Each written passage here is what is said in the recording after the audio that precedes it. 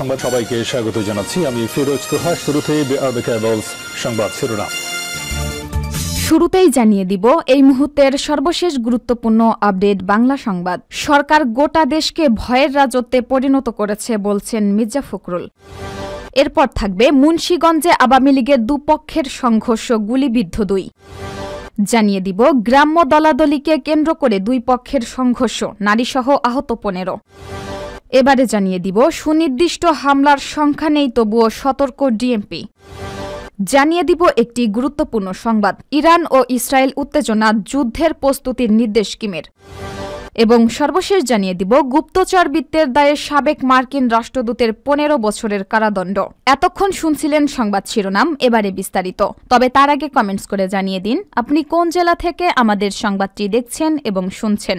জানিয়ে দিন এই সংবাদ সম্পর্কে আপনার মূল্যবান মতামত। প্রিয় দর্শক, আপনি যদি আমাদের চ্যানেলে নতুন হয়ে থাকেন, ভিডিওটি দেখতে দেখতে চ্যানেলটি সাবস্ক্রাইব করে রাখুন, যাতে করে আমাদের পরবর্তী আপডেট সংবাদগুলো সবার আগে আপনার কাছে পৌঁছে যায়। এবারে বিস্তারিত। সরকার গোটা দেশকে ভয়ের রাজত্বে পরিণত করেছে বলছেন মির্জা ফখরুল। আওয়ামী লীগ সরকার গোটা দেশকে ভয়ের রাজত্বে পরিণত করেছে বলে অভিযোগ করেছেন বিএনপির মহাসচিব মির্জা ফখরুল ইসলাম আলমগীর। তিনি বলেন, তারা কাউকে সম্মান করে না। দেশের আলেম ওলামা, অধ্যাপক, বিখ্যাত কাউকে তারা সম্মান করে না। আজ বিকেলে ঠাকুরগাঁয়ের হরিপুর উপজেলার হাটপুকুর এলাকায় এক সংক্ষিপ্ত সমাবেশে বক্তব্য দেন মির্জা ফখরুল। 8 এপ্রিল পুলিশি হেফাজতে ঠাকুরগাঁয়ের হরিপুর উপজেলা যুবদলের সদস্য সচিব মোহাম্মদ আকরাম হোসেনের মৃত্যু হয় বলে তার পরিবার ও বিএনপি অভিযোগ তুলেছে। আজ যুবদলের এই নেতার কবর জিয়ারত ও পরিবারের সদস্যদের সঙ্গে পবিত্র ঈদুল ফিতরের শুভেচ্ছা বিনিময় করেন মির্জা ফখরুল। পরে তিনি ঠাকুরগাঁয়ের হরিপুর হাটপুকুর এলাকায় এক সমাবেশে অংশ নেন। এ সময় জেলা উপজেলা বিএনপি ও অঙ্গ সংগঠনের নেতাকর্মীরা উপস্থিত ছিলেন। সমাবেশে বিএনপির মহাসচিব বলেন, পুলিশের হেফাজতে আকরামের মৃত্যুর ঘটনা নতুন নয়। আমাদের আন্দোলন চলাকালে 30 জন নেতাকর্মীকে হত্যা করা হয়েছে। তিনি আরও বলেন, আমাদের বিরুদ্ধে প্রায় 60 লাখ মিথ্যা মামলা দেয়া হয়েছে। 700 থেকে 800 জন নেতাকর্মীকে গুম করা হয়েছে। 28 অক্টোবরের পর কয়েকদিনের মধ্যে 27,000 নেতাকর্মীকে গ্রেফতার করা হয়েছে। তারা সারা দেশকে নির্যাতনের কারখানায় পরিণত করেছে বলেও অভিযোগ করেন তিনি। এই সরকার পুলিশি বাহিনী দিয়ে মানুষ হত্যা করেছে বলে অভিযোগ করেন মির্জা ফখরুল। দলের নেতাকর্মীদের উদ্দেশ্যে তিনি বলেন, এবারে আপনাদের ঈদ আনন্দের হয় নাই। আওয়ামী লীগ সরকার জনগণের ভোটে কখনো নির্বাচিত হতে পারেনি বলেও দাবি করেন মির্জা ফখরুল। তিনি বলেন, তারা ভয় দেখিয়ে, প্রতারণা করে, ভুল বুঝিয়ে জোর করে ক্ষমতায় থাকতে চায়। এ রাষ্ট্রকে তারা সত্যিকার অর্থে গভীর পুলিশি রাষ্ট্রে পরিণত করেছে। মুন্সিগঞ্জে আওয়ামী লীগের দুপক্ষের সংঘর্ষ, গুলিবিদ্ধ 2। মুন্সিগঞ্জের সদরে আধিপত্য বিস্তার নিয়ে আওয়ামী লীগের দুপক্ষের সংঘর্ষে 2 জন গুলিবিদ্ধ হয়েছেন। এছাড়া আহত হয়েছেন আরও 6 জন। আজ ভোরে উপজেলার চরকেওয়ার ইউনিয়নের ছোট মোল্লাকান্দির চরডুমুরিয়া গ্রামে এই ঘটনা ঘটে। গুলিবিদ্ধ 2 জন হচ্ছেন ছোট মোল্লাকান্দির চরডুমুরিয়া গ্রামের মোহাম্মদ রাব্বি খা ও পারভেজ খান। মুন্সিগঞ্জ সদর থানার ওসি আমিনুল ইসলাম কালবেলাকে বিষয়টি নিশ্চিত করে বলেন, সংবাদ পেয়ে ঘটনাস্থলে পুলিশ পাঠানো হয়েছে। 2 জন গুলিবিদ্ধ হয়েছে বলে শুনেছি। এখন পরিস্থিতি নিয়ন্ত্রণে রয়েছে। মুন্সিগঞ্জ জেনারেল হাসপাতালের চিকিৎসক মোহাম্মদ শাওন বলেন, গুলিবিদ্ধ 2 জনকে ঢাকা মেডিকেল কলেজ হাসপাতালে পাঠানো হয়েছে। অতিরিক্ত রক্তক্ষরণের কারণে একজনের অবস্থা আশঙ্কাজনক। স্থানীয়রা জানান, ছোট মোল্লাকান্দির চরডুমুরিয়া গ্রামে মোহাম্মদ সেলিম ও তার চাচাতো ভাই আহমেদের সঙ্গে এলাকার আধিপত্য বিস্তার মামলা ও সালিশ বৈঠক নিয়ে বিরোধ চলছিল। তারা দুজনই আওয়ামী লীগের রাজনীতির সঙ্গে জড়িত। শনিবার ভোরে আহমেদের সমর্থকরা মামুনের লোকজনের বাড়িঘরে হামলা চালায়। এ সময় উভয় পক্ষের মধ্যে সংঘর্ষ লাগে। এতে 2 জন গুলিবিদ্ধ সহ 6 জন আহত হন। গ্রাম্য দলাদলিকে কেন্দ্র করে দুই পক্ষের সংঘর্ষ, নারীসহ আহত 15। গ্রাম্য দলাদলিকে কেন্দ্র করে মাদারীপুরের শিবচরে দুই পক্ষের মধ্যে রক্তক্ষয়ী সংঘর্ষের ঘটনা ঘটেছে। সংঘর্ষে নারীসহ উভয় পক্ষের অন্তত 15 জন আহত হয়েছে। আহতদের শিবচর উপজেলা স্বাস্থ্য কমপ্লেক্সে ভর্তি করা হয়েছে। তাদের মধ্যে 2 জনের অবস্থা গুরুতর হওয়ায় উন্নত চিকিৎসার জন্য ঢাকায় প্রেরণ করা হয়েছে।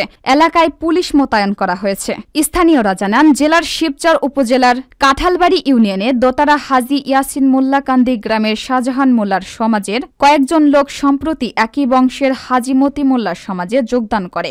ঈদ উপলক্ষে মতি মোল্লা ও শাহজাহান মোল্লা আলাদাভাবে নিজ নিজ সমাজের লোকদের ঈদের দিন বৃহস্পতিবার দাওয়াত করে খাওয়ান। শুক্রবার সন্ধ্যায় উভয় পক্ষের সমর্থকদের সঙ্গে কথা কাটাকাটি থেকে সংঘর্ষ বাধে। এ নিয়ে একেবারে দুই পক্ষের লোকজন রক্তক্ষয়ী সংঘর্ষে জড়িয়ে পড়ে। সংঘর্ষে দুই নারীসহ উভয় পক্ষের অন্তত 15 জন আহত হয়। আহতদের উদ্ধার করে শিবচর উপজেলা স্বাস্থ্য কমপ্লেক্সে ভর্তি করা হয়েছে। এর মধ্যে 2 জনকে গুরুতর অবস্থায় উন্নত চিকিৎসার জন্য ঢাকায় প্রেরণ করা হয়েছে। শিবচর থানার ওসি সুব্রত গোলদার বলেন, এলাকায় পুলিশ মোতায়েন করা হয়েছে। অভিযোগ সাপেক্ষে মামলা প্রক্রিয়াধীন রয়েছে। সুনির্দিষ্ট হামলার সংখ্যা নেই, তবুও সতর্ক ডিএমপি। পহেলা বৈশাখের বর্ষবরণের আয়োজনে সুনির্দিষ্ট কোনো হামলার সংখ্যা নেই, তবুও অতীতের সবকিছু মাথায় রেখে নিরাপত্তা পরিকল্পনা সাজানো হয়েছে বলে জানিয়েছেন ঢাকা মেট্রোপলিটন পুলিশের কমিশনার হাবিবুর রহমান। শনিবার রমনা বটমূলের নিরাপত্তা ব্যবস্থা পর্যবেক্ষণ শেষে সাংবাদিকদের সঙ্গে আলাপকালে তিনি একথা বলেন। ডিএমপি কমিশনার বলেন, পহেলা বৈশাখ বাঙালি জাতিসত্তার অসাম্প্রদায়িক চেতনার প্রকাশ। এ কারণে বারবার এ আয়োজনে আঘাত হানা হয়েছে, জঙ্গি হামলা হয়েছে। তাই সবকিছু মাথায় রেখে আমাদের নিরাপত্তা পরিকল্পনা সাজানো হয়েছে, তবে এখন পর্যন্ত সুনির্দিষ্ট কোনো হামলার সংখ্যা নেই। তিনি বলেন, পহেলা বৈশাখ বাংলা নববর্ষ উপলক্ষে দিনটি সারা দেশে ব্যাপক উৎসাহ উদ্দীপনায় পালিত হবে। প্রধান অনুষ্ঠান ঢাকার সোহরাওয়ার্দী উদ্যান, ঢাকা বিশ্ববিদ্যালয় রমনা বটমূল, সংসদ ভবন এলাকা, হাতিরঝিল, রবীন্দ্র সরোবর সহ বিভিন্ন সংগঠনের পক্ষ থেকে বিভিন্ন অনুষ্ঠানের আয়োজন করা হবে। ডিএমপির পক্ষ থেকে সব অনুষ্ঠান ঘিরেই ব্যাপক পরিকল্পনা নেওয়া হয়েছে। যেসব জায়গায় অনুষ্ঠান হবে সিসিটিভি দিয়ে পুরো এলাকার নিরাপত্তার পর্যবেক্ষণ করা হবে। ইরান ও ইসরায়েল উত্তেজনা, যুদ্ধের প্রস্তুতির নির্দেশ কিমের। অতীতে যে পরিমাণ প্রস্তুতি নেওয়া হয়েছে, এবার তার চেয়েও বেশি প্রস্তুত থাকার নির্দেশ দিয়েছেন উত্তর কোরিয়ার শাসক কিম জং উন। একদিকে রাশিয়া ইউক্রেন যুদ্ধ, অন্যদিকে উত্তপ্ত হয়ে উঠেছে মধ্যপ্রাচ্য। সিরিয়ার দামেস্কে অবস্থিত ইরানের কনসুলেটে ইসরায়েলে হামলার প্রতিশোধ নিতে বদ্ধপরিকর ইরান। যে কোনো মুহূর্তে ইসরায়েলে আঘাত হানতে পারে ইরানের ক্ষেপণাস্ত্র। এমন পরিস্থিতিতে যুদ্ধ প্রস্তুতির নির্দেশ দিলেন কিমও। সামরিক প্রতিষ্ঠান কিম জং 2 বিশ্ববিদ্যালয় পরিদর্শনের সময়ে এ নির্দেশ দেন উত্তর কোরিয়ার শাসক। কিমের এই নির্দেশের পর প্রশ্ন উঠেছে, তবে কি দ্রুত কোনো সংঘর্ষের ইঙ্গিত দিলেন কিম জং উন? উত্তর কোরিয়ার নেতা বলেছেন, দেশের চারপাশের ভূরাজনৈতিক পরিস্থিতি অস্থিতিশীল। এই অবস্থায় যুদ্ধের জন্য প্রস্তুত থাকতে হবে। দেশের সবচেয়ে বড় সামরিক শিক্ষা প্রতিষ্ঠান কিম জং 2 বিশ্ববিদ্যালয় পরিদর্শনের সময়ে এ মন্তব্য করেন তিনি। রাশিয়ার সঙ্গে উত্তর কোরিয়ার রয়েছে বন্ধুত্বপূর্ণ সম্পর্ক।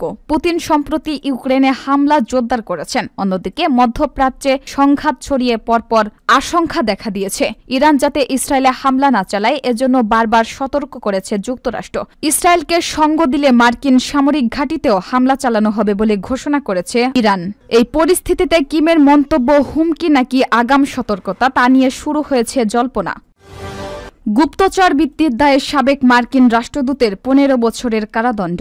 উভয়ের পক্ষে 4 দশকেরও বেশি সময় ধরে গুপ্তচর বৃত্তির অভিযোগে দোষী সাব্যস্ত হয় সাবেক এ মার্কিন রাষ্ট্রদূতকে 15 বছরের কারাদণ্ড দিয়েছেন ফেডারেল আদালত। 12 এপ্রিল এ রায় দেন আদালত। খবর এএফপির। খবরে বলা হয়, 73 বছর বয়সী সাবেক রাষ্ট্রদূত ভিক্টর ম্যানুয়েল রোচাকে গত ডিসেম্বরে গ্রেফতার করা হয়েছিল। তিনি সবচেয়ে দীর্ঘ সময় ধরে বিদেশি এজেন্ট হিসেবে যুক্তরাষ্ট্রের বিপক্ষে কাজ করেছেন বলে জানান মার্কিন কর্মকর্তারা। শুক্রবার মিয়ামিতে 3.5 ঘণ্টা শুনানির পর বিচারক বেদ বুলুম রোচাকে বলেন, তাকে আইন অনুযায়ী সর্বোচ্চ শাস্তি পেতে হবে। পরে তাকে 15 বছরের কারাদণ্ড এবং 5 লাখ মার্কিন ডলার জরিমানা করা হয়। মার্কিন কর্তৃপক্ষের তথ্যমতে কলম্বিয় বংশোদ্ভূত মার্কিন নাগরিক রোচা 1981 সালে কিউবার জেনারেল ডিরেক্টরেট অব ইন্টেলিজেন্সের গোপন এজেন্ট হিসেবে হাভানাকে সহায়তা দিতে শুরু করেন এবং তিনি গ্রেফতার না হওয়া পর্যন্ত তার গুপ্তচর বৃত্তির কার্যক্রম অব্যাহত ছিল।